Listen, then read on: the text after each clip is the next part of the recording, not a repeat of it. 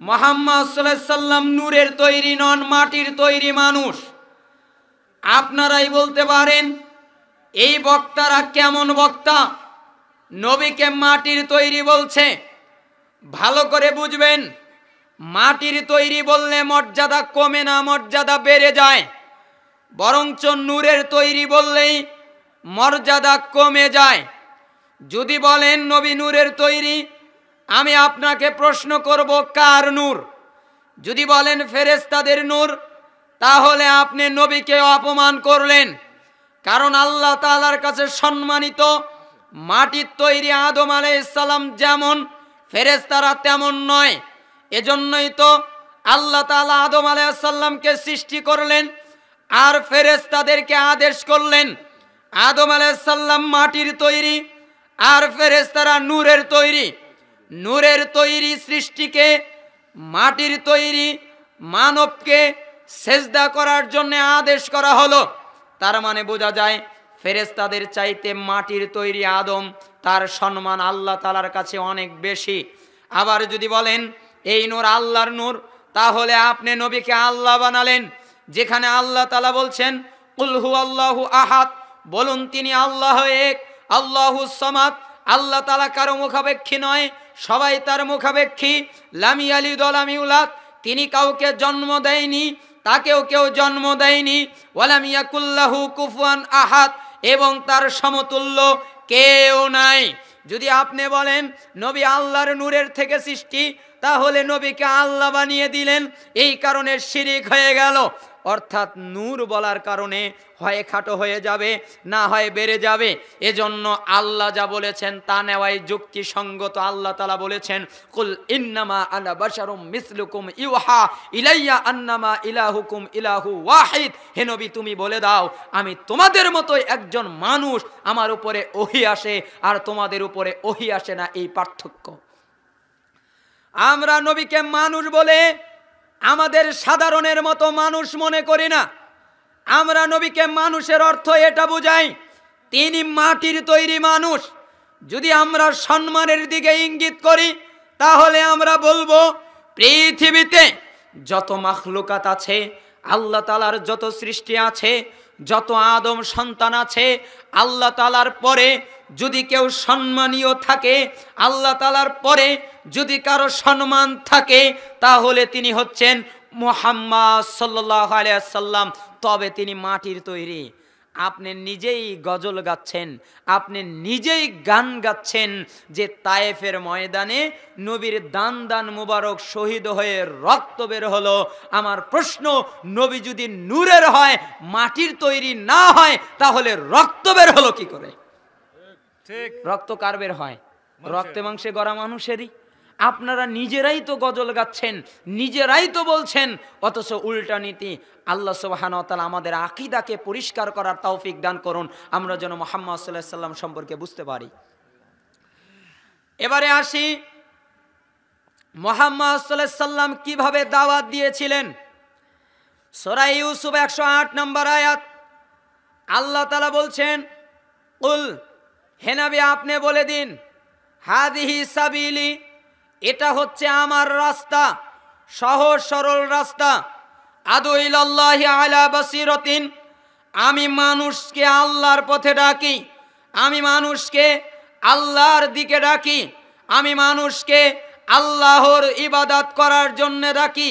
আদু ইলাল্লাহি আলা বাসিরাতিন, স্পষ্ট জ্ঞানের ভিত্তিতে আমি মুহাম্মদ বলি। এটা হচ্ছে সহজ সরল রাস্তা। এই রাস্তায় কোনো আঁকা বাঁকা নেই, এই রাস্তায় কোনো রকমের বক্রতা নেই। আমি এই রাস্তায় আল্লাহর দিকে ডাকি। আমি কোনো ব্যক্তির দিকে নয়, আমি কোনো তরিকার দিকে নয়, আমি কোনো রেওয়াজের দিকে নয়, আমি কোনো পদ্ধতির দিকে নয়, আমি কোনো নিয়ম নীতির দিকে নয়। আমি একটা দিকেই ডাকি, একটা তরিকায় ডাকি, একটা পথেই ডাকি, সেটা হচ্ছে সিরাতে মুস্তাকিম, সহজ সরল রাস্তা। আর আমি যার দিকে ডাকি তিনি হচ্ছেন আল্লাহ তাআলা। আমি এমনিতেই বলি না তোমরা আল্লাহকে মেনে নাও, বরঞ্চ আমি দলিল প্রমাণের আলোকে ডাকি।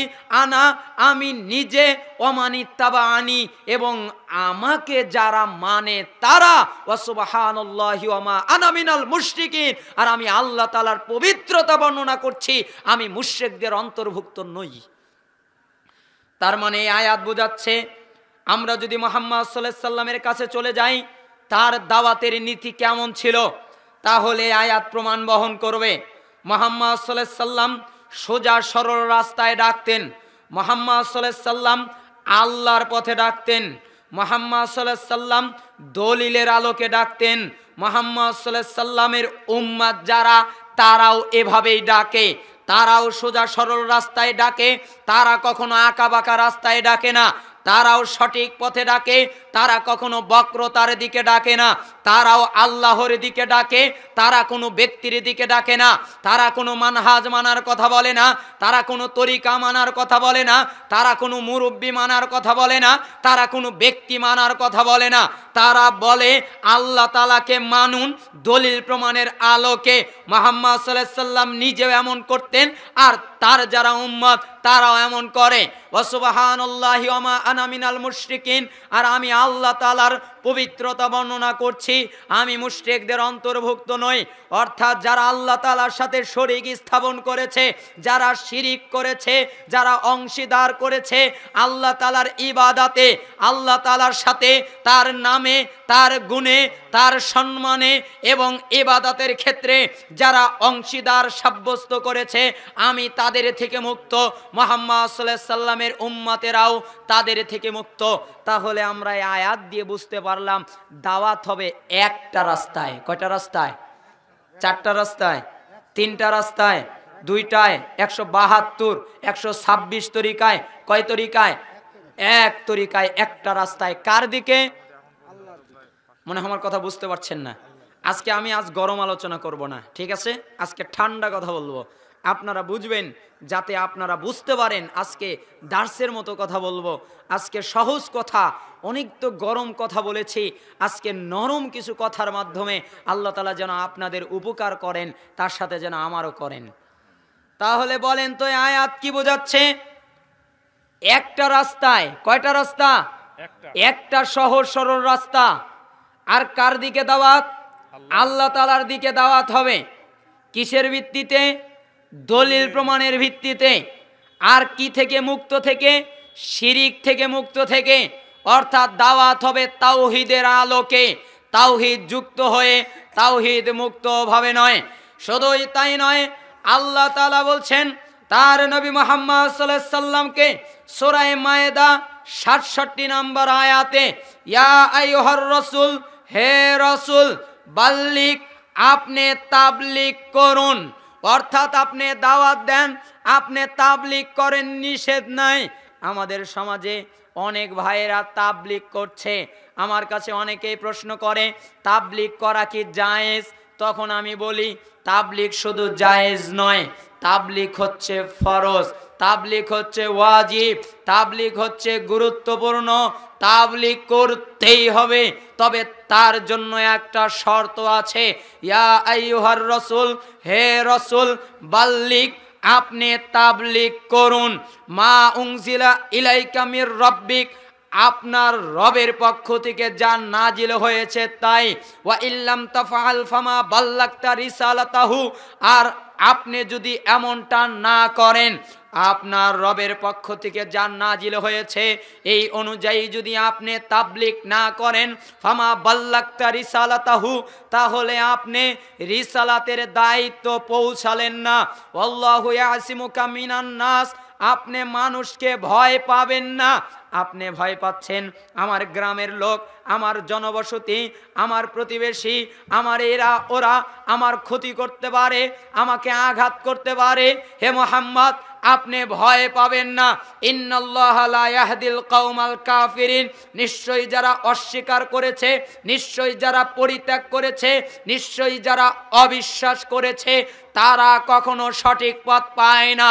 অর্থাৎ হে নবী, আপনি তাবলীগ করুন, আপনি দাওয়াত দিন, আপনি মানুষের কাছে কোরআন সুন্নাহ প্রকাশ করুন, আপনি তাদেরকে জান্নাতমুখী করুন ওইটা দিয়ে যা আপনার রবের পক্ষ থেকে নাজিল হয়েছে।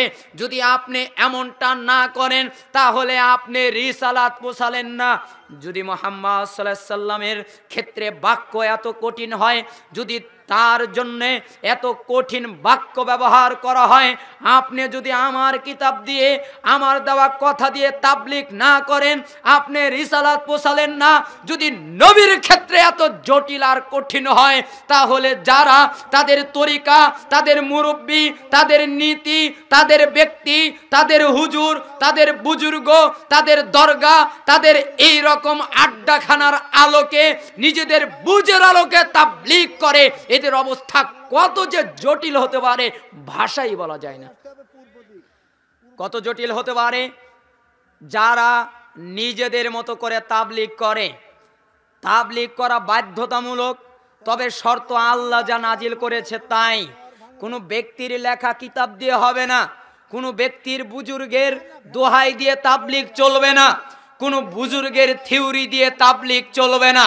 আমরা এই কথার পক্ষে, আমরা এই কথারই পক্ষে, আমরা এর দিকে আহ্বান করি যে আপনারা তাবলীগ করেন পবিত্র কোরআনের আলোকে, পবিত্র সহি বিশুদ্ধ হাদিসের আলোকে, তাহলে নিষেধ নাই। রাসূল সাল্লাল্লাহু আলাইহি সাল্লামের পদ্ধতিতে যখনই আপনারা অন্য নিয়ম নীতিতে করা শুরু করে দেন, তখনই আপনাদের সাথে আমাদের ইখতিলাফ ঘটে যায়।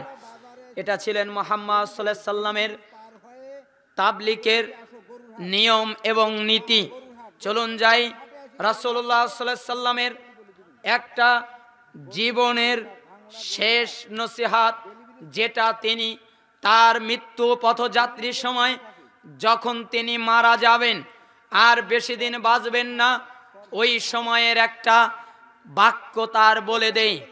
আন ইরবাদ ইবনে সারিয়া রাদিয়াল্লাহু আনহু قال, ইরবাদ ইবনে সারিয়া রাদিয়াল্লাহু আনহু তিনি বলছেন, ওয়াদানা রাসূলুল্লাহ সাল্লাল্লাহু আলাইহি ওয়াসাল্লাম মাওইযাতান ওয়াজিলাত মিনহাল কুলুব ওয়া যারাফাত মিনহাল উয়ুন ফাকুলনা ইয়া রাসূলুল্লাহ কাআন্নাহা মাওইযাতু মুআদ্দাইন ফাআউসিনা। ক্বালা রাসূলুল্লাহ সাল্লাল্লাহু আলাইহি সাল্লামের সাহাবী ইরবাদ ইবনে সারিয়া রাদিয়াল্লাহু আনহু তিনি বলছেন, একদিন আল্লাহর নবী আমাদের মধ্যে বের হয়ে আসলেন। তখন তিনি আসার পরে আমাদের সামনে আলোচনা করলেন, আমাদের সামনে ওয়াজ নসিহত করলেন, এমন আলোচনা করলেন তারতে আমাদের অন্তরটা ভয় পেয়ে গেল, আমরা ভয়ে পেয়ে গেলাম, আমরা ভীত হয়ে গেলাম এবং আমাদের চক্ষু দিয়ে টস টস করে পানি পড়তে লাগলো। আল্লাহর নবী এমন কিছু বাক্য বললেন, এমন কিছু কথা বললেন, যার কারণে আমাদের অন্তরটা ভয় পেয়ে গেল। যা শোনার পরেই আমাদের চক্ষু দিয়ে পানি পড়তে লাগলো, আমরা কেঁদে ফেললাম। আর আমরা বললাম, হে আল্লাহর নবী, মনে হচ্ছে এটা বিদায়ী নসিহাত, মনে হচ্ছে এটা আপনার জীবনের শেষ নসিহাত। এরপরে হয়তোবা আপনি আর আমাদেরকে কিছু বলবেন না, হয়তোবা আপনি আমাদের মাঝ থেকে বিদায় নিয়ে চলে যাবেন, হয়তোবা আপনি আমাদের সামনে আর বেশি দিন বাঁচবেন না। অতএব আপনি চলে যাওয়ার মুহূর্তে, আপনার বিদায়ী মুহূর্তে আপনি আমাদেরকে উপদেশ করুন, নসিহত করুন, যাতে আমরা তা আঁকড়ে ধরে থাকতে পারি। ক্বালা, রাসূল সাল্লাল্লাহু আলাইহি ওয়াসাল্লাম তখন বললেন, আমি তোমাদেরকে ওসিয়ত করছি, উসিকুম বিতাকওয়াল্লাহ, আল্লাহ তাআলার ভয়ের। কার বলেন তো বাক্যটা কি? সাহাবায়ে কেরাম বললেন, আপনার খুতবা শুনে মনে হয়েছে আপনার জীবনের শেষ ভাষণ, আর আপনি আর কখনো ভাষণ দেবেন না। আপনার খুতবা শুনে মনে হয়েছে আপনি আমাদের মাঝ থেকে বিদায় নিয়ে চলে যাবেন। আপনার খুতবা শুনে মনে হয়েছে আপনি অচিরেই মারা যাবেন। তাহলে এই শেষ মুহূর্তে আপনি আমাদের বিদায়ী উপদেশ দিন। তখন আল্লাহর নবী বললেন, আমি তোমাদেরকে উপদেশ দিলাম, আল্লাহ ভয়ের। উসিকুম বিতাকওয়াল্লাহ ওয়াস সামঈ ওয়াত তাআ ওয়া ইন তাআম্মারা আলাইকুম আবদুন, তোমরা আল্লাহকে ভয় করবে এবং তোমাদের নেতাদের কথা আগে শুনবে, তারপরে তা আনুগত্য করবে। যদিও একজন হাবশি, নিগ্রো, কালো গোলামও নেতৃত্ব দেয়, তবু তার কথা মানবে যদি কথা ঠিক থাকে। অর্থাৎ আগে আল্লাহর ভয়। রাসূল সাল্লাল্লাহু আলাইহি সাল্লাম বলতে পারতেন বিদআত থেকে বাঁচো, রাসূল সাল্লাল্লাহু আলাইহি সাল্লাম বলতে পারতেন শিরক থেকে বাঁচো, রাসূলুল্লাহ সাল্লাল্লাহু আলাইহি সাল্লাম বলতে পারতেন সম্পর্ক নষ্ট করো না, রাসূলুল্লাহ সাল্লাল্লাহু আলাইহি সাল্লাম বলতে পারতেন আরেকজনকে আঘাত দিও না, রাসূলুল্লাহ সাল্লাল্লাহু আলাইহি সাল্লাম বলতে পারতেন দলাদলি করো না। কিন্তু তিনি প্রথমে এমন একটা বাক্য বললেন, এমন একটা শব্দ বললেন, উসিকুম বিত্তাকওয়াল্লাহ, আমি তোমাদেরকে ওসিয়াত করছি আল্লাহ ভয়ের। তার মানে যখন একটা ব্যক্তি আল্লাহকে ভয় করে অটোমেটিক শিরক থেকে বিরত থাকে। যখন একটা ব্যক্তি আল্লাহকে ভয় করে অটোমেটিক সে বিদআত থেকে বিরত থাকে। যখন একটা ব্যক্তি আল্লাহকে ভয় করে তখন আল্লাহ তাআলার সমস্ত আদেশ নিষেধ সে পালন করে। যখন আল্লাহকে ভয় করে না তখন আর কোনো আদেশ নিষেধ পালনই করে না। এজন্য বাক্য আগে বলে নিলেন তুমি আল্লাহকে ভয় করো। একজন তাবির কথা মনে পড়ে গেল। তিনি খুব হাসি খুশি থাকতেন। তাকে একদিন জিজ্ঞাসা করা হলো, আপনি এত হাসি খুশি কেন?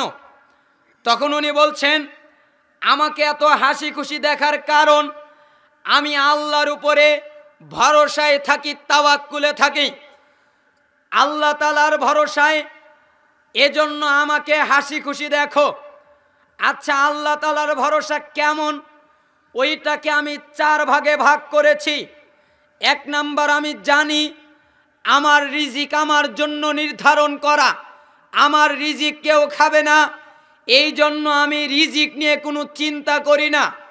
2 নাম্বার, আমি জানি আমার আমল আমাকে করতে হবে, আমার আমল কেউ করে দেবে না, এজন্য আমি সব সময় সৎ আমলে ব্যস্ত থাকি। 3 নাম্বার, আমি জানি আমার মৃত্যু হঠাৎ করে চলে আসবে, আমার মৃত্যু আমাকে বলে আসবে না, এজন্য আমি সব সময় মৃত্যুর প্রস্তুতি নিয়ে রাখি।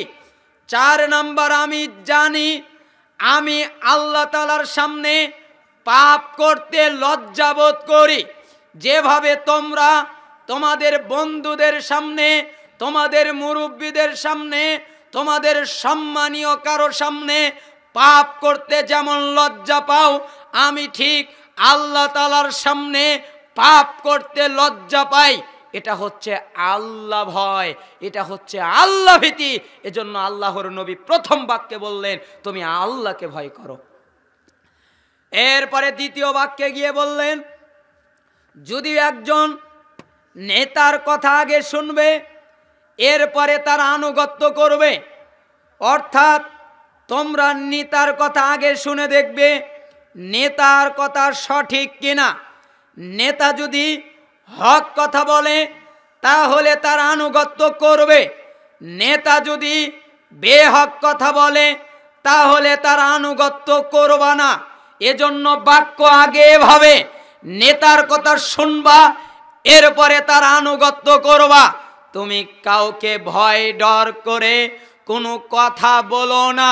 ওয়া আমারনি আনলা আখাফা ফিল্লাহি লাউমাতা লাইমিন, রাসূল সাল্লাল্লাহু আলাইহি সাল্লাম বলেছেন আবু যর রাদিয়াল্লাহু আনহু কে, আবু যর শোনো, তিনি বলছেন আবু যর আল্লাহর নবী আমাকে বললেন আমি যেন আল্লাহ তাআলার ব্যাপারে কাউকে ভয় না করি, কাউকে ডর না করি, সবচেয়ে যেন বেশি ভয় করি আল্লাহ তাআলাকে।